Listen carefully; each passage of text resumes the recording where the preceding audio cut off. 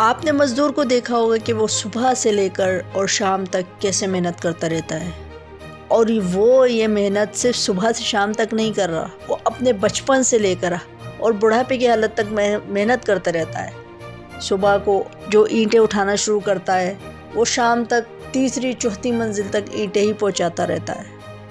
मेहनत वो करता है, मकान किसी और का बनता है। मेहनत मज़दूर करता है और फैक्ट्री किसी और की चलती है।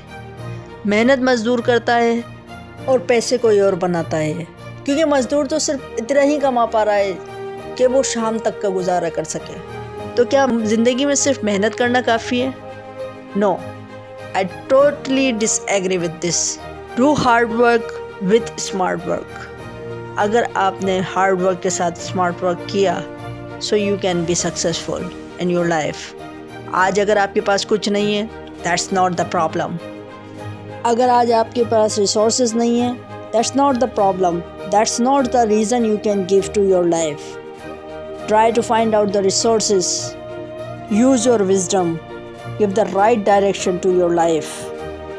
On the death of bed, you cannot give reasons because of this, because of that. You could not do. You are the only responsible of your life, whatever you are today. You cannot blame to anyone. Everyone is the king of his life, and every kingdom have to answer. Take right decision on right time. Use your wisdom with hard work. No one can stop you to be successful.